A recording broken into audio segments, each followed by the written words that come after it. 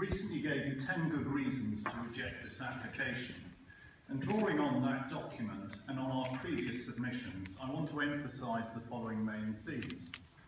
Firstly, this proposal is completely contrary to the adopted local plan, and it fails on every level to demonstrate the sustainability credentials as required by the NPPF.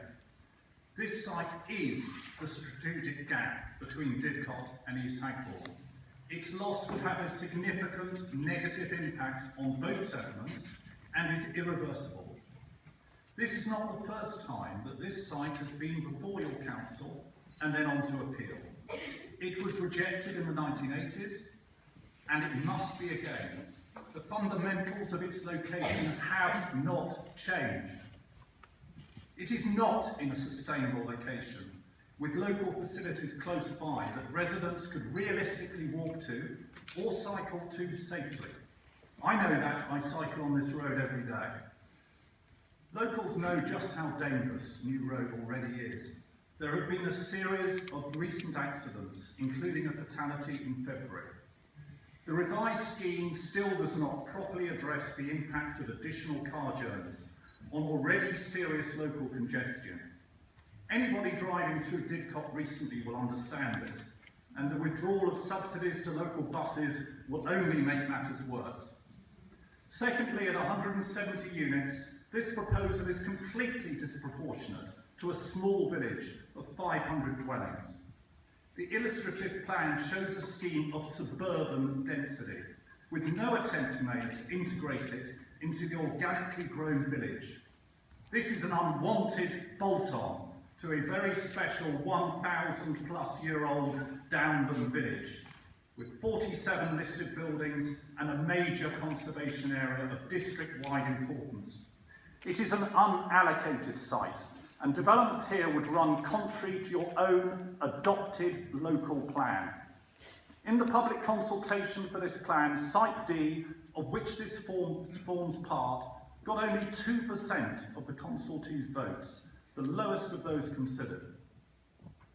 Thirdly, development here would be out of step with the planned growth of Didcot through the key Garden Town and Science Vale initiatives.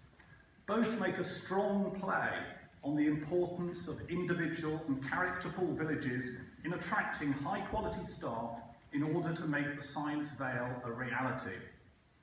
This site forms a key part of the green necklace of accessible open spaces for informal recreation that are so important to local residents, particularly to those that don't have a car.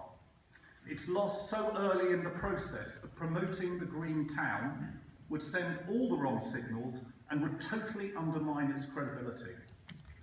Development of this site is premature, given the imminent publication of the draft 2032 local plan, and cuts across the efforts of East Hagbourne residents to produce a neighbourhood plan in line with the government's localism agenda.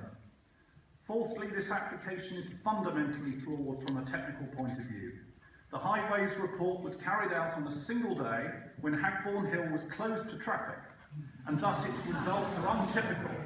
And the LVIA submitted by Grainger uses methodology that does not follow industry norms and is thus unreliable. The site is classified as the best and most versatile farmland, which is amongst the most productive in the UK. The applicant has made no attempt to demonstrate whether there were less damaging alternatives available. Lastly, and perhaps most importantly, the planning system in the UK is distinguished by its democratic nature, and you, the planning committee, are our last line of defence against speculative applications such as this. In a democratic system, it should matter that hundreds of your voters from Didcot and East Hagbourne have turned out to Green Gap meetings and have packed this hall tonight. It should matter that these residents and hundreds more have written to SODC to eloquently express their displeasure. It should matter that the parish, Didcot Town Council, our local councillors and our MP Ed Vasey have all resolutely opposed this development at every stage. If our system of democratically accountable planning is to have any credibility, now is the time for the committee to demonstrate that they have heard the people and have acted accordingly. I call on this committee to do what is right, to reject this application. Thank you, And Councillor together we will Topping. fight and we will win at appeal. Yeah!